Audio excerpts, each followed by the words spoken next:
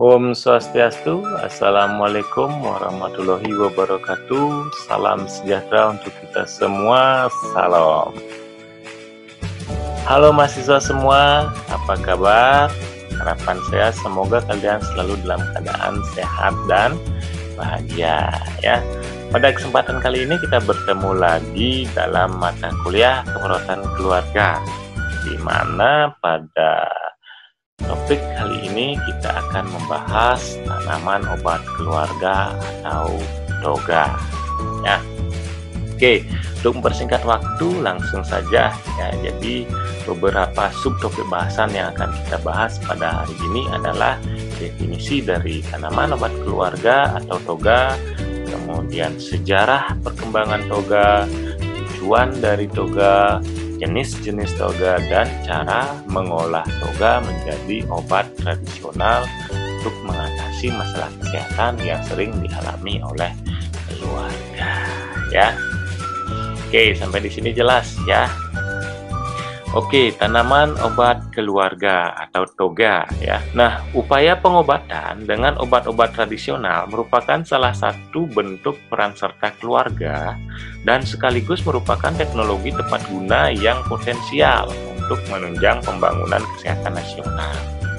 Jadi bangsa Indonesia itu ya sudah sejak dahulu memanfaatkan hasil alam untuk kelangsungan hidup ya nenek moyang kita. Ini merupakan legacy dari nenek moyang kita ya. Jadi salah satu hasil alam yang sering dikembangkan atau dimanfaatkan oleh nenek moyang kita itu adalah tumbuh-tumbuhan ya, yang digunakan sebagai obat untuk menyembuhkan berbagai macam penyakit ya. Jadi tanaman obat tradisional digunakan dan dilaporkan secara empirik oleh para ilmuwan atau masyarakat juga ya ikut berpartisipasi, di mana dilaporkan bahwa berbagai macam tumbuhan itu bermanfaat meningkatkan kesehatan dan sebagai pengobatan berbagai macam penyakit. Penggunaan tanaman obat secara tradisional itu semakin disukai karena efek sampingnya yang rendah dan efektif untuk berbagai macam penyakit seperti penyakit metabolik dan penyakit degeneratif. Di beberapa jenis tanaman obat yang biasa dimanfaatkan merupakan tanaman jenis bumbu-bumbuan ya atau rempah-rempah dan jenis-jenis daun-daunan ya, yang sering dimanfaatkan oleh orang tua kita ya, nenek moyang kita seperti jahe ya, dan yang lain-lain ya. Jadi memanfaatkan pekarangan yaitu sebagai sarana budidaya tanaman obat lah lama juga diketahui dalam konsep tanaman obat keluarga atau toga ya. Jadi nggak harus ke hutan, nggak harus ke ladang ya, di tanah tanah sendiri ya, di tanah yang sempit misalnya pekarangan rumah juga bisa dimanfaatkan sebagai budidaya toga ya. Nah, apa sih itu toga ya? Jadi toga adalah tanaman hasil budidaya rumah yang berkhasiat sebagai obat ya. Jadi kebiasaan menanam tanaman obat di pekarangan rumah dan pemanfaatannya sudah sejak lama dilakukan oleh para ibu-ibu rumah tangga. Jadi toga secara sederhana dapat ditanam dan diramu sendiri tanpa memerlukan bantuan tenaga medis. Oleh karena itu pemanfaatan toga itu perlu digalakkan guna meningkatkan kemandirian masyarakat dalam mengatasi masalah kesehatan yang dialami ya. Jadi kita bahas topik ini agar nanti pada saat kalian memberikan asuhan keperawatan keluarga, kalian bisa memberikan beberapa informasi terkait dengan manfaat tanaman obat keluarga dan jenis-jenis tanaman obat keluarga, serta bagaimana memanfaatkan tanaman obat keluarga sebagai obat untuk mengobati salah satu anggota keluarga yang sakit ya. Jadi seperti itu ya. Nah, sejarah tanaman obat keluarga ya mulai dari sejarah Mesir kuno ya. Pada zaman Mesir kuno itu sekitar tahun 250 ya sebelum Masehi, itu para budak diberikan resum bawang untuk membantu menghilangkan banyak penyakit demam dan infeksi yang umumnya terjadi pada masa itu. Ya, sejak itulah catatan pertama tentang penulisan tanaman obat ya, dan berbagai khasiatnya telah dikumpulkan oleh orang-orang Mesir kuno. Ya, kita tahu peradaban Mesir kuno dari dulu memang sangat maju ya, atau sudah terkenal di dunia.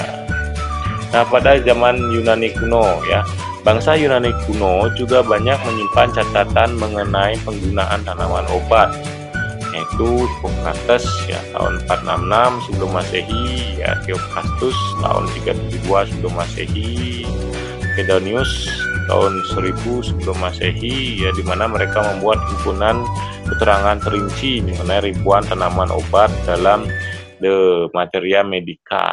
Orang-orang Yunani kuno itu ya juga telah melakukan pengobatan herbal. Mereka menemukan berbagai tanaman obat baru seperti rosemary dan lavender pada saat mengadakan perjalanannya ke berbagai daratan lain di dunia. Nah, bagaimana dengan Indonesia sendiri? Di Indonesia ya, pemanfaatan tanaman obat sebagai obat-obatan juga telah berlangsung ribuan tahun yang lalu. Pada pertengahan abad ke-16 ya, seorang botanikus bernama Jacob Grotius ya menemukan khasiat tumbuh-tumbuhan dalam bukunya The Indi Antiquae Naturae et Medica. Pada tahun 1888, di Indonesia didirikan kemis farmakologis laboratorium sebagai bagian dari Kebun Raya Bogor yang bertujuan digunakan sebagai tempat penelitian ya untuk menyelidiki bahan-bahan atau zat-zat yang terkandung dalam tumbuh-tumbuhan yang dapat digunakan sebagai obat. Selanjutnya, penelitian dan publikasi mengenai khasiat tanaman obat semakin berkembang dilakukan di Indonesia. Oke, itu sedikit terkait dengan sejarah perkembangan tanaman obat di Indonesia. Selanjutnya kita masuk ke tujuan toga. Apa sih tujuan toga? Yang pertama adalah sebagai tanaman obat keluarga yang bisa dimanfaatkan secara sederhana oleh keluarga, penanggulangan pertama pengobatan penyakit, membantu meningkatkan derajat kesehatan masyarakat secara sederhana. Jika keluarga sehat, otomatis masyarakat juga akan ikut sehat. Sistem pengobatan yang murah dan sederhana dan membantu mempercepat penyembuhan penyakit. Contoh toga atau contoh tanaman obat keluarga. Yang pertama adalah daun sirih hijau. Kandungan dan manfaat. Nah, jadi minyak atsiri dari daun sirih itu mengandung beta-fenol, diatase, gula dan zat samak dan kafikol yang memiliki daya mematikan kuman, antioksidasi, antifungisida atau anti jamur. Ya, daun sirih juga bersifat menahan pendarahan, menyembuhkan luka pada kulit dan gangguan saluran pencernaan. Selain itu juga bersifat mengeruhkan, mengeluarkan dahak, ya, kemudian meluruhkan lidah, homeostatik dan menghentikan perdarahan. Daun sirih hijau bisa digunakan sebagai obat untuk menghilangkan bau mulut dan mencegah kerusakan gigi. Juga bisa digunakan sebagai obat batuk dan mengobati lihat. Itu manfaat dari daun sirih hijau. Ya, jadi cara mengolah daun sirih menjadi obat nanti kita bahas pada slide berikutnya. Nah, yang kedua adalah lidah buaya. Ya, jadi pohon lidah buaya mengandung zat seperti enzim, ya, asam amino, mineral, vitamin, polisakarida dan komponen lain yang bermanfaat sebagai antiinflamasi, anti jamur, antibakteri dan membantu proses regenerasi sel. Nah, lidah buaya itu bisa digunakan untuk mengobati bisul, kulit memar atau kulit pecah-pecah atau lecet, ya, rambut rontok, pasir atau ambeien atau hemoroid ya, dalam bahasa medis, kemudian radang tenggorokan. Nah, bagaimana cara membuatnya nanti kita bahas pada slide berikutnya. Kemudian yang ketiga adalah cabai merah atau cabai hijau. Mengandung capsaicin yang membantu melancarkan peredaran darah akibat nyeri otot atau radang sendi. Kemudian ada ubi jalar, itu mengandung asam askorbat, riboflavin dan vitamin B, mempercepat pematangan bisul. Ya, ini contoh dari daun ubi jalar. Ya, tentunya kalian sudah sering menemukan tanaman ini ya di sekitar persawahan dan perkebunan. Kemudian adalah daun pepaya ya, mengandung enzim papain. Daun pepaya juga mengandung zat-zat lain diantara adalah vitamin A, B1, C, protein, lemak, hidrat arang, kalsium, fosfor, besi, air, dan karbohidrat yang berkhasiat sebagai obat cacing. Nah, dengan rasa khas sangat pahit ya, jadi daun pepaya itu bisa mengurangi demam atau anti demam ya, sebagai obat jerawat juga bisa. Ya, nanti bagaimana caranya kita bahas pada step berikutnya. Selanjutnya adalah daun seledri. Ini sering kita temukan di makanan soto ya, soto ayam. Saya makan seledri. Bermanfaat untuk mengatasi hipertensi ya, karena mengandung petalit yang mampu untuk mengendurkan otot arteri sehingga menurunkan tekanan darah bagi penderita hipertensi dan juga mengurangi produksi hormon stres atau kortisol ya. Jadi seledri ini bisa merilis kortisol ya, dalam tubuh kita.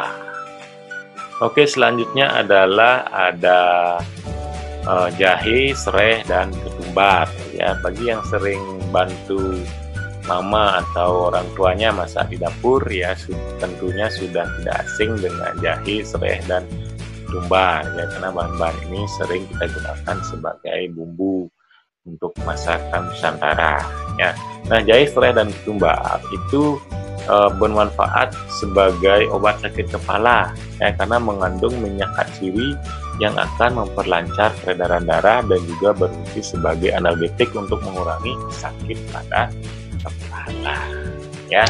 Nah, jadi itu beberapa jenis-jenis contoh-contoh tanaman obat ya. Saya tidak bahas semua ya, kalau kita bahas semua itu ada ribuan ya, jadi nggak akan cukup pada pertemuan ini ya. Nanti silahkan kalian kembangkan, baca lagi artikel jurnal yang terkait dengan pengobatan tradisional menggunakan atau memanfaatkan toga ya. Dan lihat lagi contoh-contohnya, itu ada ribuan ya di Indonesia ya.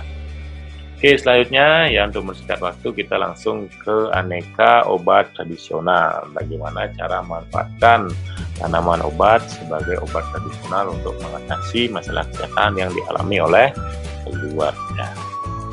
Oke, yang pertama adalah bagaimana cara membuat obat penurun panas, batuk, pilek ya, biasanya sering diaplikasikan pada anak-anak ya. Kemudian obat luar atau obat lokal ya, caranya adalah parut bawang merah, tambahkan minyak telon, lalu balurkan pada punggung sampai bagian pantat ya, sambil sedikit diurut, juga pusar dan ubun-ubun anak ya.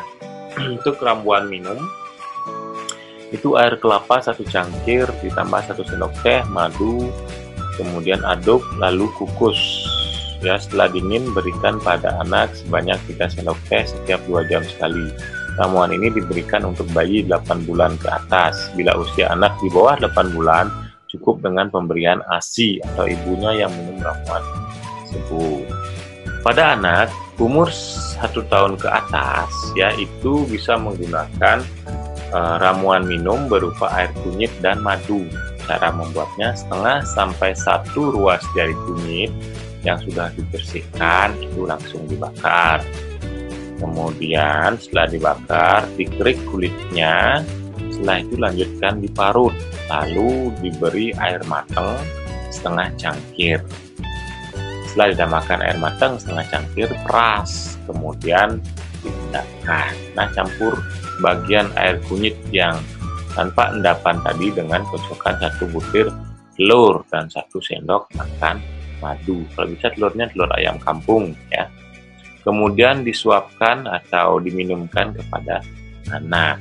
Jadi ramuan ini bisa untuk menurunkan panas pada sakit cacar air, flu, atau yang lainnya. Yang kedua adalah perut kembung. Cara membuat obatnya adalah parut bawang merah dan tambahkan minyak telon. Kemudian tempelkan bawang yang sudah diparut tersebut di bagian pusar. Bisa juga gunakan daun jarak pagar yang dihangatkan. Olesi dengan minyak kelapa pilin-pilin lalu tempelkan pada pusar si kecil. Obat diare, ya, sediakan setengah jari kunyit yang sudah bersih kemudian dibakar. Potong-potong, kemudian 7 pucuk daun jambu biji, air 2 gelas dan garam 1/4 sendok teh. Rebus semua bahan tersebut dengan api kecil. Setelah matang, minum airnya, ya, 1 sendok teh 1 jam sekali. Itu untuk ramuan minum, ya. Untuk mengusir gas bisa juga pusar si kecil ditempeli dengan parutan bawang merah yang sudah diberi minyak telur, ya. Untuk anak yang sudah besar, ya, boleh juga dengan mengunyah langsung, ya, atau memakan langsung daun pucuk yang halus atau yang masih muda, ya, jambu pucuk yang masih muda ditambah garam lalu dibelah. Obat batuk menggunakan jeruk nipis, ya.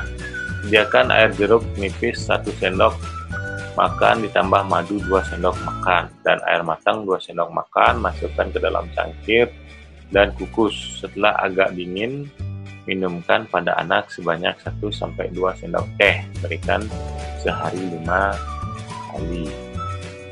Kemudian batuk berdahak, campurkan air jahe 1 sendok makan, air kunyit 1 sendok makan, bawang putih 1 siung diparut, kemudian air jeruk nipis 1 sendok makan, madu 1 sendok makan, dan 3 sendok makan air matang. Kemudian dikuskus, diminumkan 3-4 kali sehari, 2 sendok teh. Untuk menambah nafsu makan anak atau untuk anak yang tidak nafsu makan, ya, untuk menambah nafsu makan anak bisa juga dengan ramuan 1 ruas dari temulawak, gula merah, air secukupnya, dan sedikit garam. Kemudian rebus dan saring, ya, minumkan pada anak 1-2 sendok kan tiap hari, ya. Jadi temulawak itu sangat berkhasiat untuk meningkatkan nafsu makan. Untuk mengobati benjol karena benturan, ya, rendam 1 sendok makan beras tumbuk bersama kencur, beri sedikit garam. Setelah halus, tempelkan ke bagian yang benjol. Bisa juga diberi ramuan bawang putih diparut dan diberi madu. Setelah itu dioleskan ke bagian yang benjol. Nah, untuk mimisan, ya, tadi sudah kita bahas di awal, ya. Selembar daun sirih yang sudah dicuci bersih dipilin-pilin dan disumpalkan ke hidung anak. Untuk pengobatan dari dalam tubuh, ya, lakukan dengan ramuan setengah jempol ubi bidara kupas yang sudah bersih diparut dan diseduh dengan 1 cangkir air panas, kemudian disaring dan setelah dingin diminumkan ke anak, ditambahkan sedikit madu. Nah, untuk mengobati panung atau bulenan, ya, itu menggunakan lengkuas. 2 jari lengkuas merah diparut dan diberi sedikit cuka. Oles-oleskan pagi dan sore atau malam hari pada bagian tubuh yang berpanu tersebut. Sakit gigi bisa menggunakan bawang putih diparut, ditambahkan sedikit garam, kemudian disumpal ke gigi yang sakit karena berlubang, ya.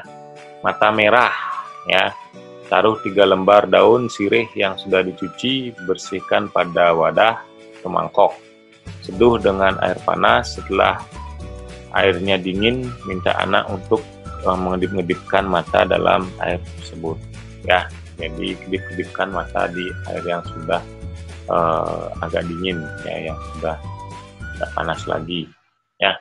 Kalau penyakit mata keranjang, ya, silakan pakaikan kacamata kuda saja, jangan menggunakan daun sirih, ya. Oke, sampai di sini, ya, materi kita untuk hari ini. Sebenarnya masih banyak sekali obat-obat tradisional yang bisa dimanfaatkan, ya, tapi tidak semua bisa kita bahas pada pertemuan hari ini, ya. Selanjutnya, jika masih kurang, silahkan kalian buka lagi video, ya, kemudian artikel, jurnal terkait dengan tanaman obat keluarga serta cara membuat obat tradisional menggunakan tanaman obat keluarga, ya, seperti penemuan yang sempat viral, ya, bajakah yang sangat efektif untuk menurunkan atau mengobati kanker, ya. kemudian ada juga rebusan buah pari ya, yang sangat efektif untuk menurunkan tekanan darah ya. Oke, sekian untuk materi hari ini. Semoga materi yang saya berikan hari ini bisa bermanfaat untuk kalian dalam memberikan asuhan kepada keluarga ya. Sampai ketemu lagi di materi-materi berikutnya. Sampai jumpa dan stay healthy.